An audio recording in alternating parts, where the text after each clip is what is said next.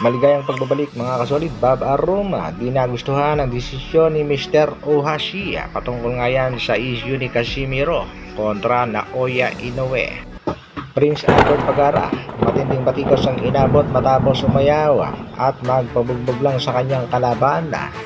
At Japanese monster na si Naoya Inoue naharap sa kaso dahil nga sa pag-iwas sa kanyang mandatory. Yan ang ating mga pag-uusapan. Para sa ating unang balita mga kasolid, kababayan natin si Prince Albert Pagara na dumayal sa bansang Russia para lumaban sa isang exhibition fight. Kasalukuyan niyang binabatikos ng mga boxing fans sa bakbakan ngang Pagara kontra Batir Gasib mga kasolid na ginanap sa bansang Russia. Mapapansin na natin dito na halos hindi sumusuntok itong si Prince Albert Pagara. At marami nga nagsasabi mga kasolid na tila ibinenta lang nitong si Prince Albert Pagara ang kanyang laban kahit pa sabihing exhibition fight. Pakinggan natin mga kasolid na naging pahayag mismo ni Prince Albert Pagara. Wala akong magsasabi dito. Oo ba, next time wala naman yun. Exhibition fight lang naman yun. Wala yun. Pero kung totoong laban yun, totoong professional na laban yun guys, maniwala kayo. Hindi galawan ni Pagara yun. Hindi kayo maniniwala eh. Exhibition fight lang yun. Pero kung totoong laban yun, late notice pa din yun. Ilang araw lang din yun. 10 days, 15 days. Ilang araw lang yun, nakalaban ako. Ito nga ang ilan sa mga komento ng boxing fans. Mag-retire ka na Pagara, parang punching bag ka lang. No way mag-champion. Boxingero ka, trabaho mo mag-training at magpalakas kahit walang laban. Dami pa sinasabi. Last fight mo nga, dapat talo ka nun. Palibhasa sa Pinas ginanap ang laban. Boy Tuwad. Nagdadala ka lang ng hiyal sa Pilipinas. Dapat hindi bandila ng Pilipinas dinala mo. Sarap daw magbenta ng laban. Tapos kagad may pera ka na. Tanong pa ng isang commenter, magkano kaya ang bayad sa kay Albert Pagara? Kayo mga kasolid, ano sa palagay nyo? Bakit gano'n na naging performance ni Prince Albert Pagara sa kanyang naging laban?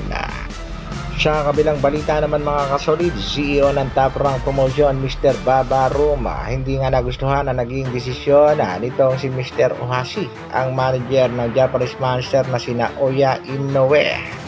Yan nga ipatungkol sa naging pahayag ni Mr. Ohashi na 100% hindi na sila interesado sa laban dito kay Angas ng Pinas, General Casimiro, matapos niyang sumablay sa pagkuha ng tamang timbang sa laban kontra sa Sanchez.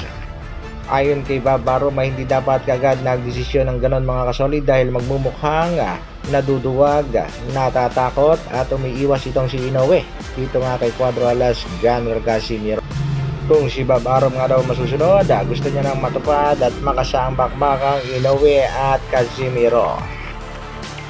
Sa kabilang balita naman mga kasolid, Treasure Boxing Promotion promoter Mr. Masayuki Ito patuloy na binabatikos ng kapwa niya mga Hapon.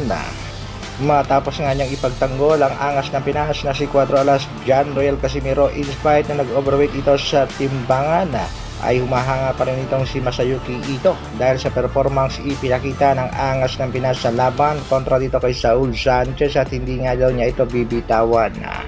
Japanese master na si Naoya Inoue, the lawsuit era, Inoue to face the lawsuit for avoiding mandatory. Nahaharap sa kaso itong Japanese master matapos umiwas at baliwalain ang utos ng WBA para sa at dahil gan Naoya Inoue threatened with legal action. Ang gusto yata nitong si Japanese monster na sunod na mga kalaban na itong si Wonderboy Carl James Martin ng MP Promotion. Kaya gumagawa ng dahilan at paraan upang makaiwas dito kay Murodjun Akhmadaliev at upang makaiwas din dito sa nag-iisang angas ng Pinas, Cuadro Alas General Casimiro. Big shoutout sa Treasure Boxing Promotion na naninindigan na matutuloy ang bakbakang Casimiro at Inoue. Hanggang dito na lang muna mga kasolid. Maraming salamat sa patuloy na pagsuporta at panonood. Isang like naman dyan at sa mga bago, pa-share at subscribe na rin ang ating video. Mabuhay!